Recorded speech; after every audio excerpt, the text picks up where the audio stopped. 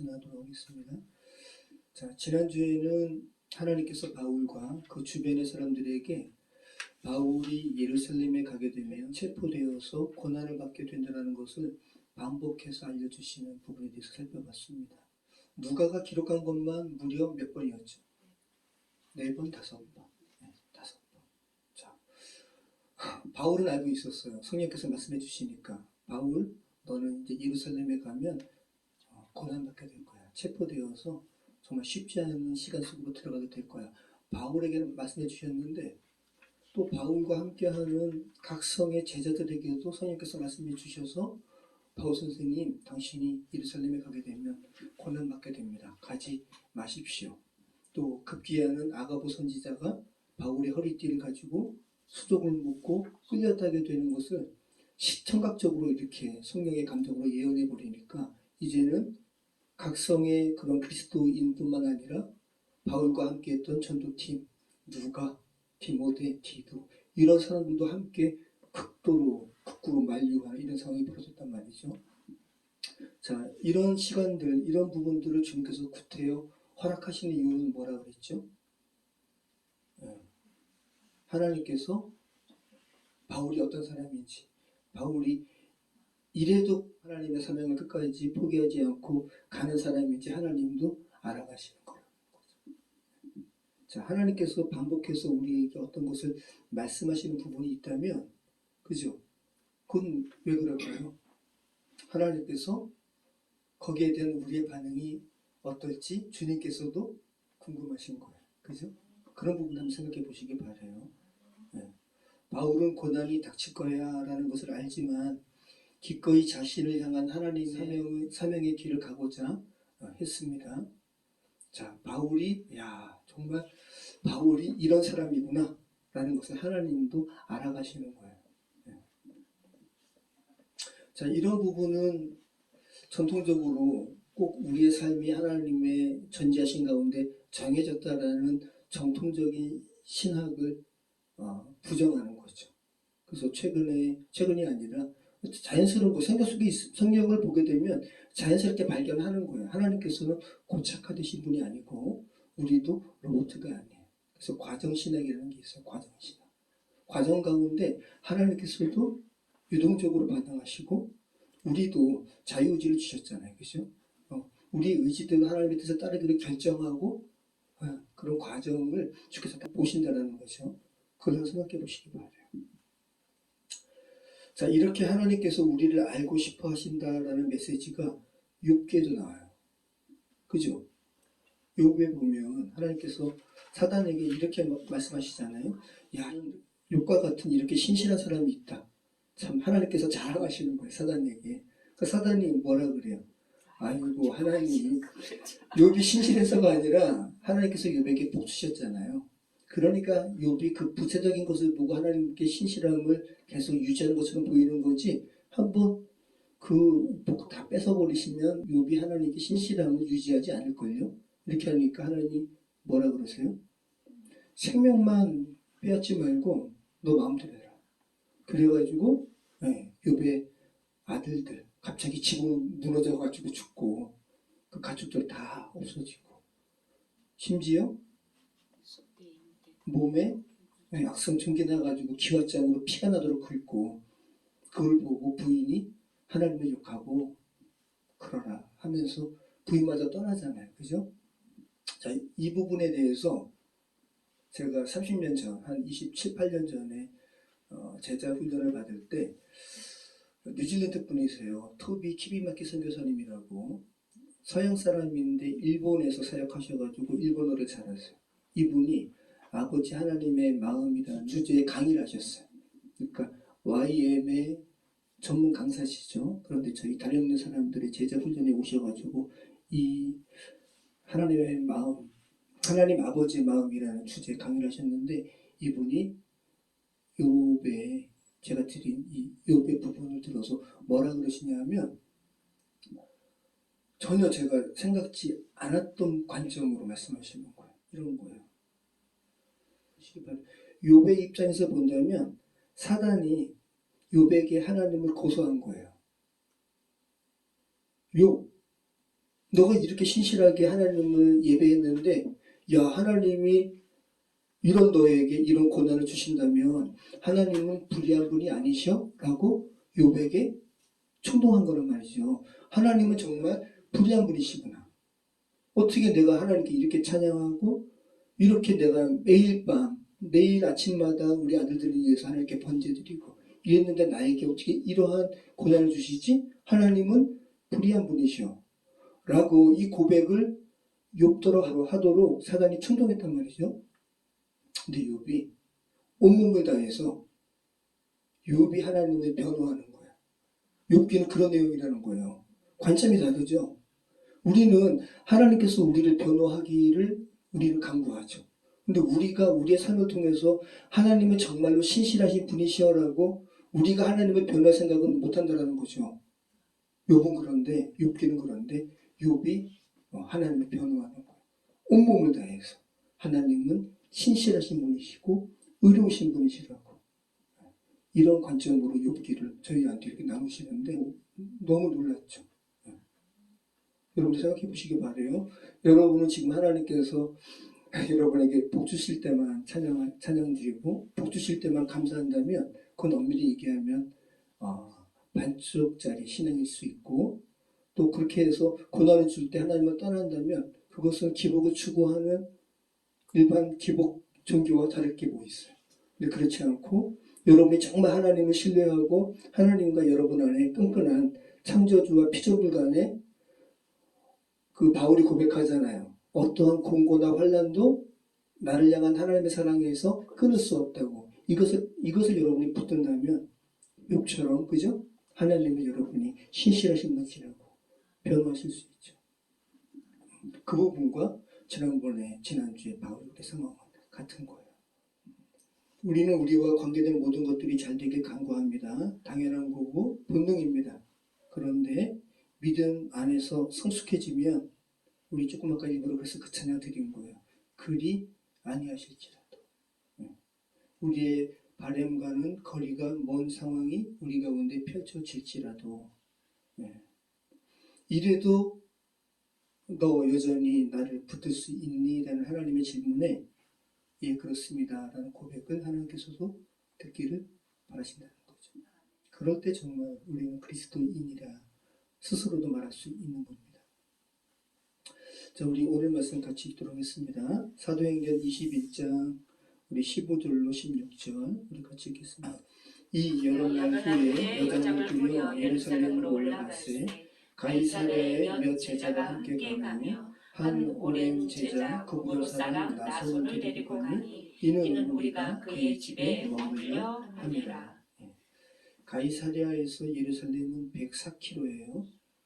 그래서 누가는 바울의 예루살렘으로의 여정에 가이사랴에 몇 명의 예수님을 따르는 제자들이 함께 했다고. 그리고 특별히 어떤 사람의 이름을 구태여 기록하죠.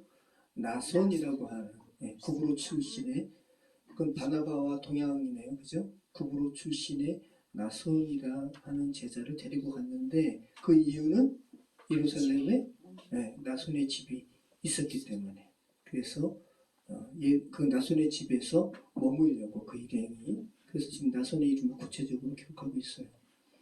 그리고 이 나손에 대해서 지금 뭐라고 수식합니까? 추가로 오랜 제자라고 그러잖아요. 오랜 제자, 예수님의 오랜 제자. 그래서 아마 사도행전 2장의 오순절 성령 강림 사건에 그죠? 그리스도인이 폭발적으로 이렇게 증가한 그 시기에 아마 구브로 출신의 나손도 예수님의 제자가 된 것은 아닐까 우리는 이렇게 추측할 수 있습니다.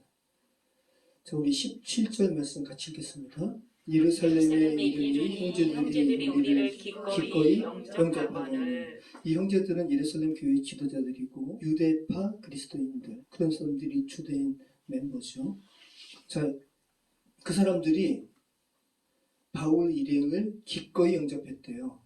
아스메노스라는 말이 있는데 즐겁게 영접했다라는 거예요. 1차 전도 여행 때는 바울에 대해서 약간 예수님을 폐척했던 사람인데 이렇게 약간 의심 어린 그런 눈초리가 없지 않았는데 이제는 1차 전도 여행, 2차 전도 여행, 또 3차 전도 여행 때는 바울에게 그 예루살렘의 가난한 자를 위해서 너가 이렇게 전도하면서 그 교회들의 좀 연보를 부탁할 정도로, 그죠? 그렇게 신뢰감이 구축된 바울이 이제 연보를 들고 또 이렇게 선교 여행의 성과를 가지고 돌아오니까 기쁘게, 기꺼이, 즐겁게 맞이했다는 거예요. 이제 바울과 예루살렘 교회 지도자들 관계 간에는 이렇게 끈끈한 어떤 신뢰가 좀 형성이 되었습니다. 자, 갈라디아서 2장 10절 말씀 보면 예루살렘 교회가 바울에게 이렇게 연보를 부탁했다는 말씀이 있거든요. 한번 잠깐 볼까요? 갈라디아서 2장 10절. 다만 우리에게 가난한 자들을 기억하도록 부탁하였으니 이것은 나도 원래부터 힘써 행하여 왔노라. 네. 예루살렘 교회 지도자들이 바울에게 연보를 좀 부탁했다는 거예요. 이것을 바울이 갈라디아 교회에 보내는 편지에 쓰고 있습니다. 자, 이렇게 연보도 가져오고 또 바울이 오랜만에 또 바울 보는 거니까 몇 년 만에 또 그래서 예루살렘 교회 지도자들이 바울을 기쁘게 영접했습니다. 자, 18절 다시 한번 또 읽어보겠습니다. 그 이튿날 바울이 우리와 함께 야고보에게로 들어가니 장로들도 다 있더라. 자, 이제 예루살렘 교회 소수의 지도자급에게 지금 바울이 이제 면담이랄까요? 이렇게 들어간 부분이 나오고 있습니다. 자, 예수님의 동생 야고보예요. 요한의 형제 야고보는 이미 순교했습니다. 자, 예수님의 동생 야고보가 예수님이 육신의 몸을 가지고 계실 때는 자기 형이 메시아라 하니까 막 믿지 않았단 말이죠. 근데 이제 예수님이 부활하시고 승천하신 이후에는 정말 예수님께서 메시아이시구나라는 것을 알게 되었고 초대 예루살렘 교회에 아주 엄청난 지도자가 됐어요. 최고의 지도자가 됐어요. 왜냐하면 율법과 그죠? 율법의 문제, 이방인에게 율법을 행하는 부분에 대한 설왕설래를 누가 최종적으로 마무리했어요? 야고보가. 네. 한번 볼까요? 사도행전 15장 13절 오랜만에 다시 한번 읽어보시죠. 이게 바울의 1차 전도 여행의 성과를 예루살렘 교회에 보고하니까 예루살렘 교회에 막 설왕설래가 이루어졌단 말이죠. 거기에 대해서 베드로도 일어나서 가이사랴의 고넬료에게 자기가 이렇게 복음을 전했는데 성령이 임한 부분도 이야기하고, 자, 그 베드로의 그런 언급이 마치자 13절 말씀이죠. 같이 읽겠습니다. 말을 마침에 야고보가 대답하여 이르되 형제들아 내 말을 들으라 라고 쭉쭉 나가면서 19절부터 결론을 짓죠. 같이 읽겠습니다. 그러므로 내 의견에는 이방인 중에서 하나님께로 돌아오는 자들을 괴롭게 하지 말고 다만 우상의 더러운 것과 음행과 목매어 죽인 것과 피를 멀리하라고 편지하는 것이 옳으니 이는 예로부터 각 성에서 모세를 전하는 자가 있어 안식일마다 회당에서 그 글을 읽음이라 하더라. 이렇게 이런 설왕설래를 종지부를 찍은 사람이 야고보란 말이죠. 그리고 바울은 이 편지에 예루살렘 공회의의 회의의 결과대로 이렇게 사역을 했어요. 그런데 바울에 대해서 모함하는 사람들이 바울이 이방인들에게 율법을 행하지 않아도 된다고, 이 부분을 지금 예루살렘 교회 지도자들이 의식을 하는 거예요. 자, 19절, 20절 같이 한번 읽어보겠습니다. 바울이 무난하고 하나님이 자기의 사역으로 말미암아 이방 가운데서 하신 일을 낱낱이 말하니 그들이 듣고 하나님께 영광을 돌리고 바울더러 이르되 형제여 그대도 보는 바에 유대인 중에 믿는 자 수만 명이 있으니 다 율법의 열성을 가진 자라. 바울이 유대 예루살렘 교회 지도자들에게 인사하고 또 자기의 사역으로 말미암아 이제 3차 전도 여행에 대한 그런 보고잖아요. 이방 가운데서 하신 일을 낱낱이, 헤카스토스라는 말이거든요. 하나하나 빠뜨리지 않고 아주 세밀하게 보고했다는 거예요. 그러니까 바울이 유대 예루살렘 교회 지도자들에게 지금 굉장히 겸손 어리게, 그죠? 정말. 그러니까 권위를 인정한 거죠. 권위를 인정하면서 자기가 선교 사역을 어떻게 했는지를 아주 자세하게 보고 있다는 겁니다. 그러니까 유대 예루살렘 교회 지도자들이 와, 바울의 그 선교 성과를 듣고 하나님께 영광을 돌려요. 자, 그 다음에 바울을 향한 유대교의 어떠한 율법주의에 대한 그런 이렇게 의식이 강한 가운데 바울을 의심하는 이런 부분에 대한 걱정을 지금 이야기하는 거죠. 같이 읽겠습니다. 다시 한번 읽어볼게요. 20절. 그들이 듣고 하나님께 영광을 돌리고 바울더러 이르되 형제여 그대도 보는 바에 유대인 중에 믿는 자 수만 명이 있으니 다 율법의 열성을 가진 자라. 자, 그리스도인이 아닌 유대인이 아니에요. 유대인 중에 믿는 자예요. 지금 그리스도인이 된 사람들이에요. 수만 명이래요. 그러니까 예루살렘에 거했던 유대인뿐만 아니라 디아스포라 유대인도 포함된 거죠. 이 수만 명이 다 율법의 열성을 가진 자라는 거예요. 이런 사람들이 바울 당신이 선교하면서 율법을 지키지 않아도 된다고 이런 말을 했다고 너희에 대해서 의심하는 사람들이 있다. 그러면서 그들의 바울 당신을 향한 의심을 없애기 위해서 이렇게 했으면 좋겠다 라고 제시하는 게 뭐예요? 20절 이하죠. 같이 한번 읽어보겠습니다. 내가 이방에 있는 모든 유대인을 가르치되 모세를 배반하고 아들들에게 할례를 행하지 말고 또 관습을 지키지 말라 한다 함을 그들이 들었도다. 자, 이러면서 연이어서 이야기하죠. 자, 22절로 25절.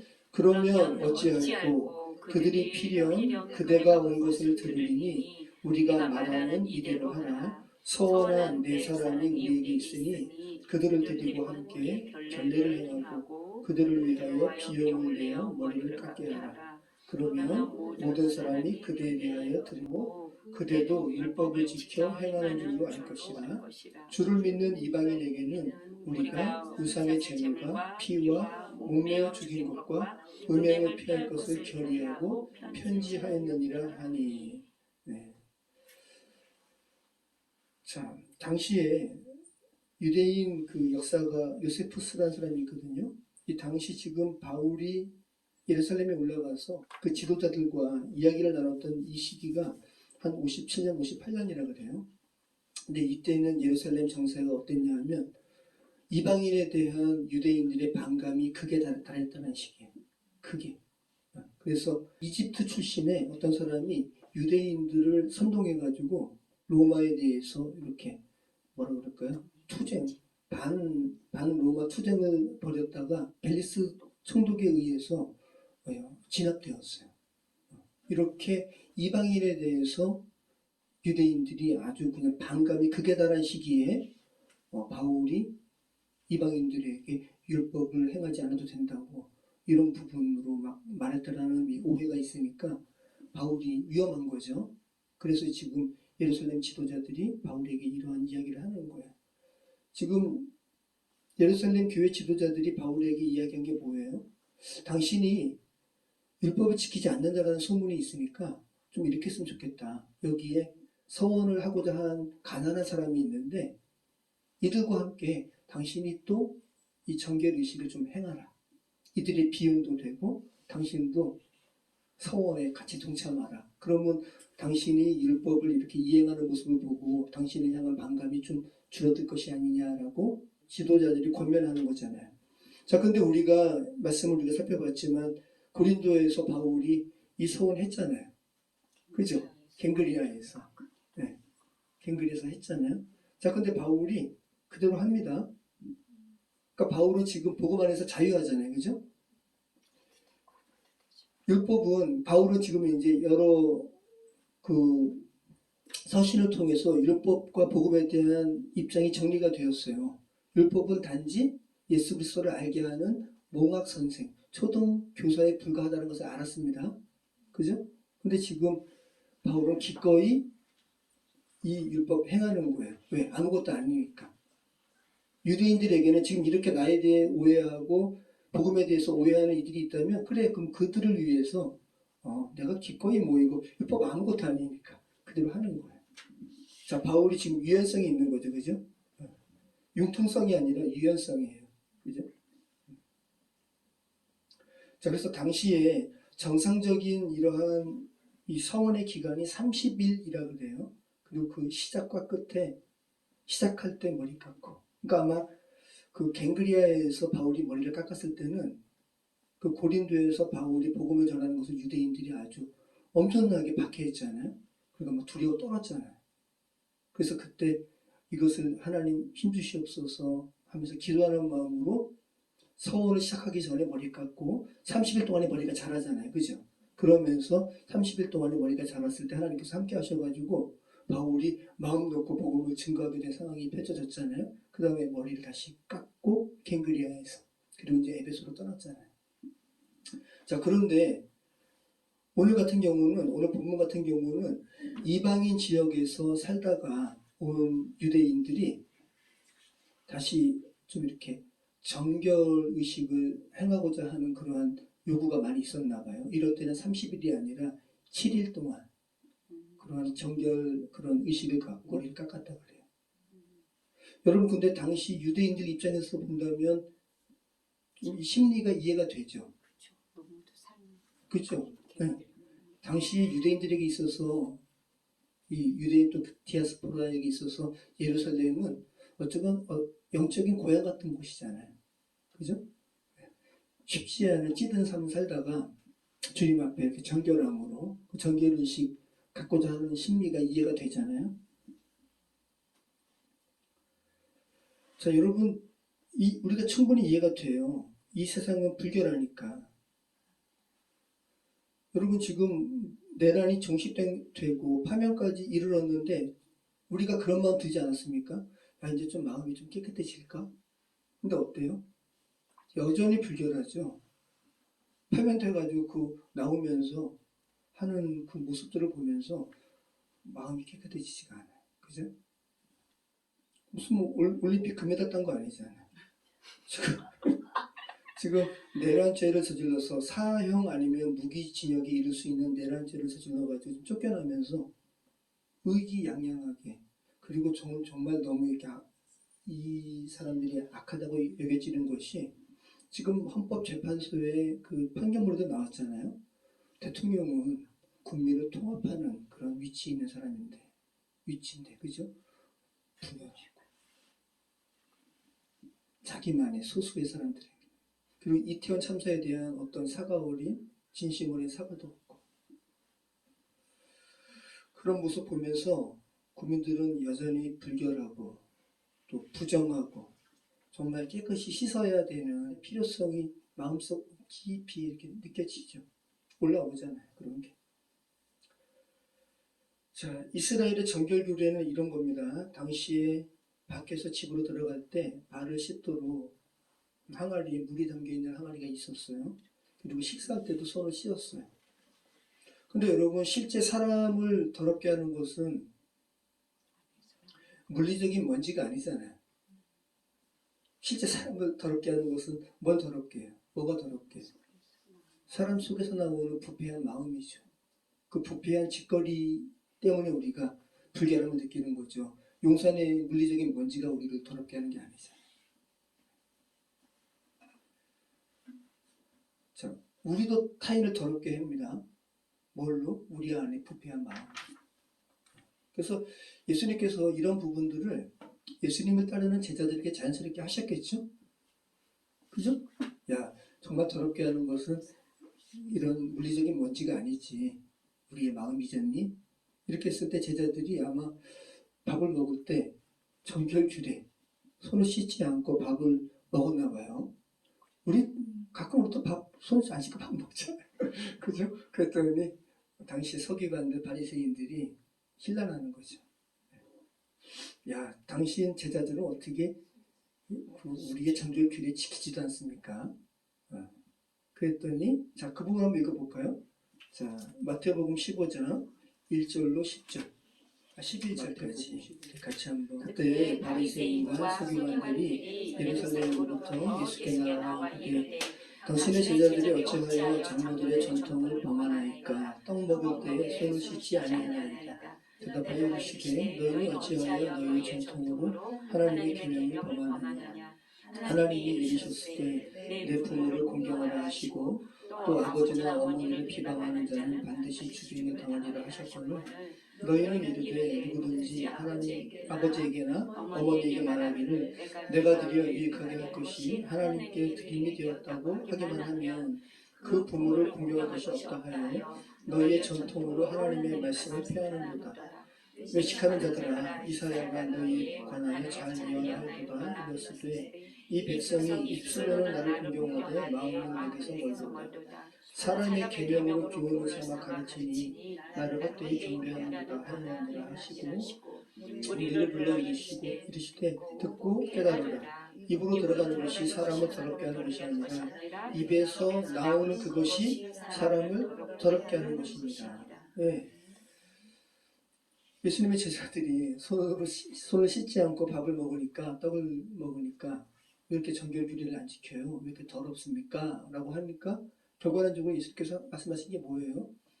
야, 음식이 너희를 더럽게 하는 게 아니라 그죠? 밖에서 입으로 들어가는 것은 우리를 더럽게 하지 못해. 그런데 너희 안에서 밖으로 나오는 것, 그건 뭐예요? 마음에서 나오는 거니까 말이잖아요. 너희 행위든지 너희 마음속에 부패한 것들이 다른 사람들을 더럽게 한다. 그죠? 여러분 기억에 남는 지금 더러운 기억들은 어렸을 때 똥 밟은 거 더럽죠. 근데 그게 아니라 진짜 여러분 마음속에 지워지지 않는 더러운 기억들은 다른 사람의 행위였죠. 말이나. 그죠?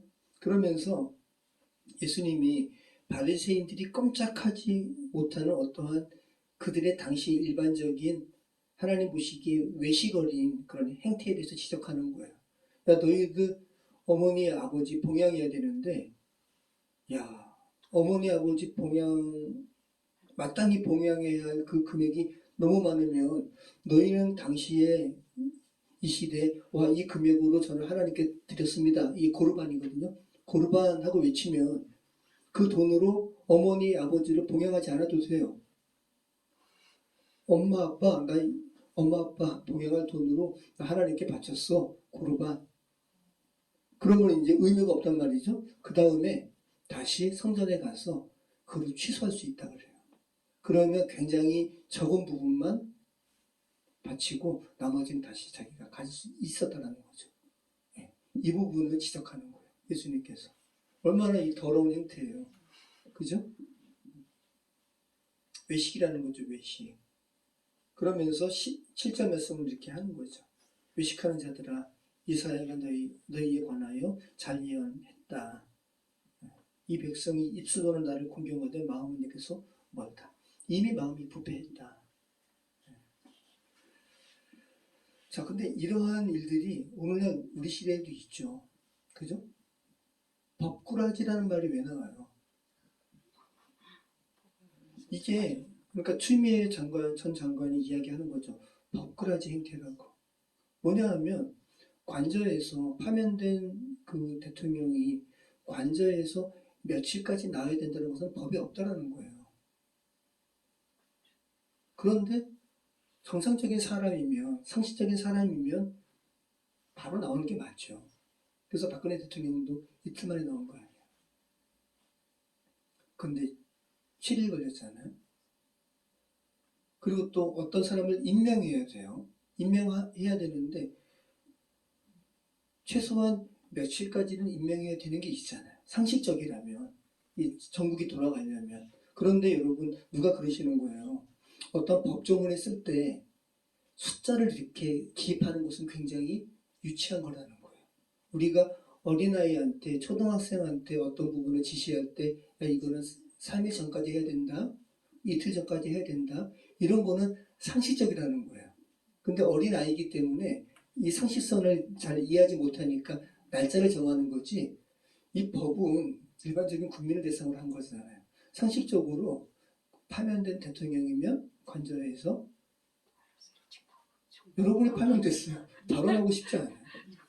최소한 양심이 있으면. 근데 그거를 며칠까지 지정을 하지 않았다고 해가지고 일주일 동안 버티는 것은 누굴 또 임명해야 되는데 헌법재판관, 국회 명의 헌법재판관 그래도 최소한 언제까지는 임명해야 된다. 빨리 임명해야 되는 게 맞죠. 근데 이거 임명 안 해가지고 지금까지 그러고 있다가 또 이러한 법꾸라지 이런 부분, 어떤 틈새 가지고 바꾸어지게 되어버리는 거예요. 자, 그러니까 지금 우리는 우리를 더럽게 하는 것들로 가득 찬 세상에 우리가 살아가는 거죠. 자, 다시 본문으로 돌아가서 정상적인 성원의 기간은 30일이었는데 30일 경우에는 그 시작과 끝에 머리를 깎았고, 오늘 본문의 경우에는 7일이 소요되는 의식이었고, 그 8일째 이제 7일에 머리를 깎고 8일째 성전에서 희생 제물을 드렸대요. 근데 이것이 가난한 사람은 좀 감당하기 어려운 금액인 거예요. 새끼양, 수양, 우리 예전에 레위기 우리가 살펴봤지만 너무 가난한 사람은 그죠? 네. 집 비둘기, 집에서 이렇게 키우는 비둘기를 이렇게 잡는데 집에서 키우는 비둘기도 없어요? 그럼 산에 가가지고 산새 잡아서 그걸로 드리는 건데, 여러분 날아다니는 새 잡기 쉬워요? 어려워요. 네. 자, 그래서 이때 제물로는 새끼양, 수양, 그리고 암양, 이 외에도 무기병, 과자 이런 걸 바쳐야 했었는데 그 비용이 만만치 않은 거예요. 근데 바울에게 이 4명의 이 비용과 당신도 이렇게 하라 라는 것을 기꺼이 바울이 수용하는 거죠.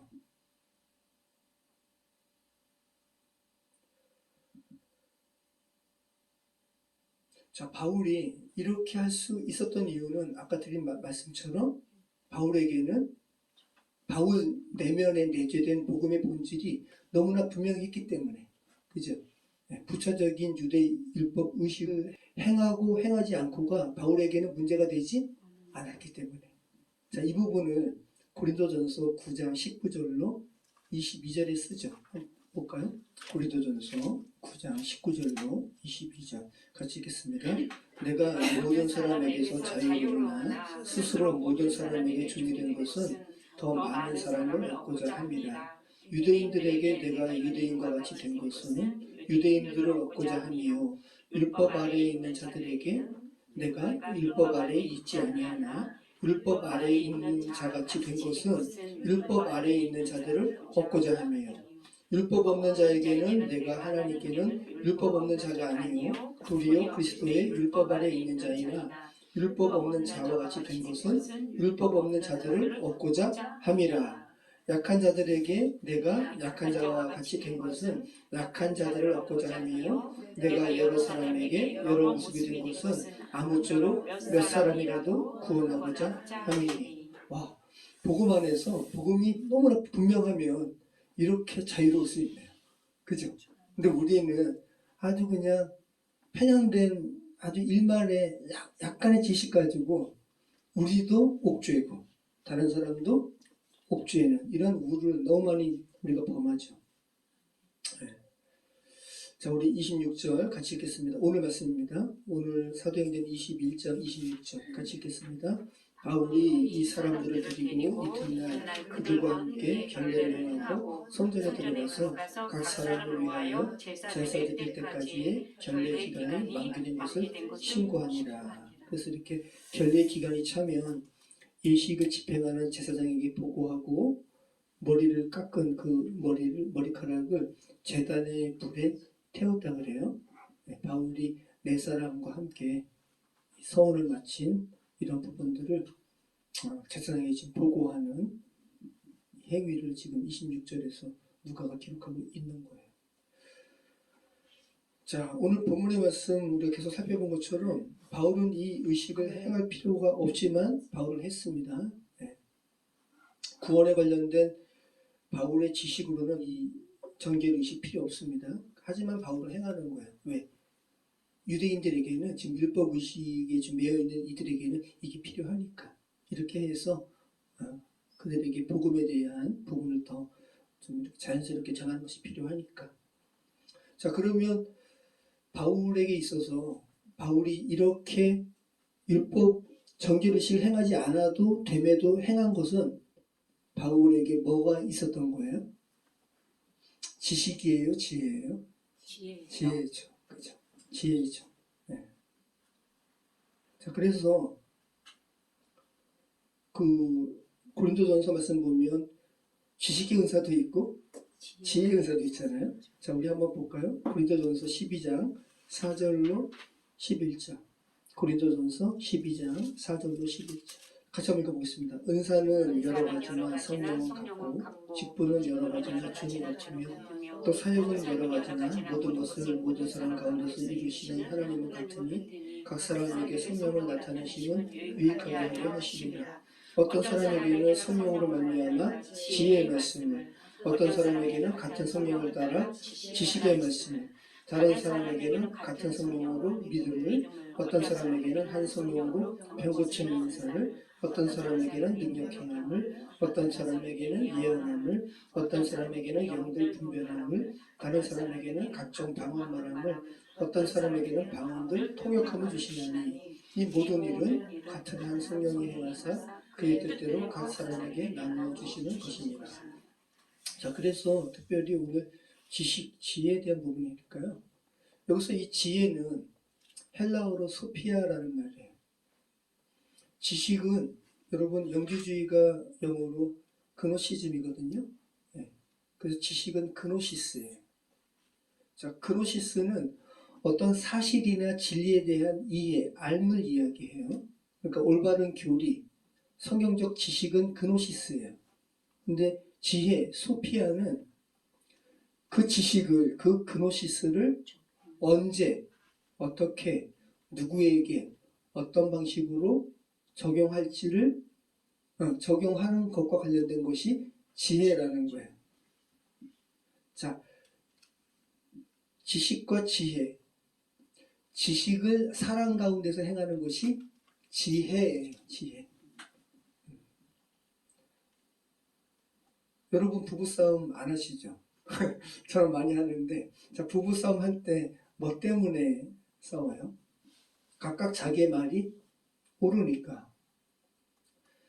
근데 한 명 한 명 남편의 말 따로 들어보면 옳아요. 아내의 말 살펴보면 또 옳고. 옳은 말 가지고 서로 싸우는 거거든요. 옳은 말인데 아내가 여자들이 얼마나 말 잘해요. 들으면 다 옳아요. 근데 기분 나빠요. 그죠? 근데 둘 중에 한 사람이 그 지식에 사랑을 이렇게 더해가지고 지혜의 말로 하면 그 싸움은 종식된다는 거. 저도 지혜가 없고. 네. 자, 히브리어에서는 그 지혜가 호크마예요. 지식은 다앗이에요. 이 다앗은 야다, 하나님을 알다. 이 알다에서 나온 말인데 하나님과의 관계성 가운데 온 말이 이 다앗이에요. 암. 그래서 호세아 4장 6절에 내 백성이 지식이 없어서 망한다 할 때 이 지식이 다앗이에요. 다앗. 자, 그러면 히브리어도 이 지식과 다앗과 지혜, 호크마의 차이는 똑같아요. 지식, 다앗은 무엇이 진리인가를 아는 것이라면 지혜, 호크마는 그 지식을 어떻게 적용할까? 라는 부분이라는 거예요. 어떻게 적용할까에 관한 부분이라는 거예요. 사도 바울은 지식과 지혜 두 가지를 모두 갖춘 사람이었어요. 모두 갖춘 사람이었어요. 그래서 신약의 단어로 이야기한다면 바울은 율법에 관한 풍부한 그노시스가 있었어요. 그죠? 그런데 예루살렘 교회의 상황과 믿음이 연약한 자들을 배려하기 위한 그 그노시스를 잘 활용하기 위한 뭐가 또 있었어요? 지혜가 있었죠? 지혜가 아까 뭐라고 그랬어요? 소피아. 여러분은 그노시스가 많으세요? 소피아가 많으세요? 소피아가 많기를 그렇게 간구하신 저희 여러분이 되었으면 좋겠습니다. 그래서 아까 고린도전서 9장 22절에 모든 사람에게 모든 것이 된 것은 아무쪼록 몇 사람이라도 구원하고자 합니다. 이것이 바로 바울의 지혜가 농축된 그런 말인 거죠. 여러분, 판사는 지혜로운 사람이 되어야 될까요? 지식이 많은 사람이 되어야 될까요? 지혜로운 사람이 되어야죠. 판사는. 그죠? 그래서 사법시험에서 점수가 가장 많은 사람들이 판사가 되는 거예요. 단순히 지식이 많아서 되는 게 아니라 지혜가 많아야 돼요. 자, 이번에 탄핵 심판의 과정에서 헌법재판소와 관련된 여러 설왕설래가 있었잖아요. 그죠? 왜 이렇게 늦춰진 걸까? 뭐 지금 조금씩 나오고 있지만 시간이 지나게 되면 뭐 이제 어떤 일이 있었는가는 이제 우리가 알게 될 터이지만 아무튼 4월 4일의 그 판결은 지금 불복 메시지가 나올 수가 없잖아요. 너무 깔끔하게 했기 때문에. 그죠? 아주 깔끔한 판결이었어요. 요번에 그 탄핵 재판에 주심은 정형식 재판관이었는데 그 낭독하고 한 것은 누가 있어요? 네, 문영배 권한대행이 하셨죠. 제가 그래서 자연스럽게 문영배 재판관에 대한 기사를 좀 보게 되었는데 2007년에 창원지방법원에서 판사로서 행했던 판결이 회자되더라고요. 알고 계세요? 어떤 내용인지? 2007년에 카드빚이 너무 많았나 보죠. 자살하려고 자기가 묵었던 여관에 불을 질러가지고 재판에 이렇게 회부된 사람이 있었어요. 근데 그 사람에 대한 재판을 문영배 권한대행이 맡았는데 이분이 그 자살을 하려고 하는 사람에게 자살을 10번만 외워보라고. 살자. 당신이 지금 외친 자살이 듣는 사람에게는 살자로 들린다고. 자살하려는 이유를 찾지 말고 살려는 이유를 한번 찾아보라고. 지혜로우시죠. 그래서 죽어야 할 이유를 살아야 할 이유로 새롭게 고쳐 살아보라고. 고쳐서 생각해보라고 하면서 살아있는 동안 꼭 해야 할 49가지라는 책을 선물해줬대요. 이 외에도 문영배 재판관이 근데 지혜롭게 판결한 그런 부분들이 많이 있더라고요. 자, 근데 이 문영배 이 재판관이 누구의 키즈, 아이들이라고 표현하는데 아시죠? 김장하 선생님의 키즈, 어른 김장하. 저는 몰랐는데 이번 통해서 이렇게 알게 됐는데 이 어른 김장하 선생님도 너무 훌륭한 분이네요. 자기가 돈이 없어서 공부를 하지 못한 것은 가난했기 때문인데 그래서 가난함으로 인해서 공부를 못하는 이런 아픔을 좀 이렇게 없었으면 좋겠다 해서 이분이 하여튼간 한의원을 이렇게 운영하면서 남성당 한의원 이것을 그렇게 자기 제자들 자기라는 것도 제자 그 장학금 그렇게 하는 거죠. 그랬더니 이번에 이 헌법 재판 관련해서 문영배 소장 이렇게 회자가 되니까 이 김장하 선생님의 장학금 받은 사람들이 사회 도처에 훌륭한 사람들이 너무 많은 거예요.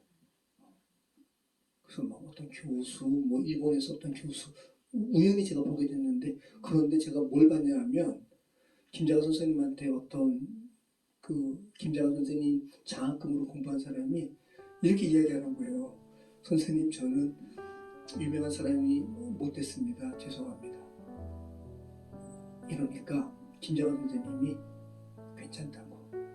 이 사회는 평범한 사람에 의해서 지탱되는 거라고.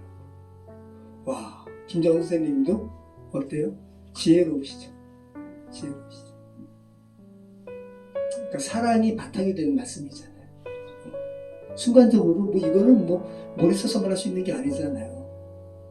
선생님 죄송합니다. 저는 유명한 제자가 못 됐습니다. 이 제자에 대한 사랑이 있는 거잖아요. 바로 격려하는 거예요. 괜찮다고. 이 세상은 당신같이 나도 평범한 사람에 의해서 지탱되는 거예요.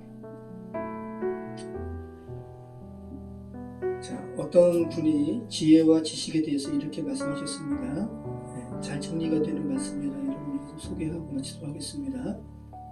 지식은 아까 다시 뭐라고 그랬죠? 하나님과의 관계된 알미라고 했잖아요. 지식은 하나님을 아는 시작이지만 지혜는 하나님을 닮아가는 열매입니다. 그래서 제가 오늘 제목 이렇게 삼은 거예요. 지혜의 열매가 맺히기를. 저와 여러분은 지금 하나님을 아는 시작점은 이미 통과하셨어요. 근데 여러분 지금 따먹을 만한 지혜의 열매는 맺히셨는지? 저는 없는 것 같아요. 그죠? 자, 여러분 모쪼록 사랑 가운데, 삶 가운데, 여러분의 삶 가운데 탐스러운 지혜의 열매가 여러분의 삶 가운데 주렁주렁 맺히기를, 그래서 부부싸움 하지 않으시기를 네, 축원합니다. 기도하겠습니다. 참 좋으신 하나님 감사합니다. 오늘 사도행전 이제 예루살렘에서 체포되기 앞서서 바울이 굳이 율법의식을, 정결의식을 행하지 않아도 되는 사람이었지만 또 유대인들을 하나님께로 또 복음의 온전한 복음 가운데 이끌기 위해서 지혜로운 가운데 그 정결의식을 행하는 모습을 살펴봤습니다. 아버지 하나님, 저희가 이미 하나님을 아는 지식으로 그 시작은 통과하였지만 그 지혜라는 열매를 맺히는 삶을 아직 살지는 못하고 있습니다. 성령 하나님 저희를 축복해 주셔서 저희의 삶에 그 지혜의 열매가 많이 맺히는, 그래서 저희와 함께 살아가는 이 시대 사람들에게 그 지혜의 열매를 나누어 줄 수 있는 우리 인생 될 수 있도록 인도해 주시옵소서. 예수 그리스도 이름으로 기도합니다. 아멘.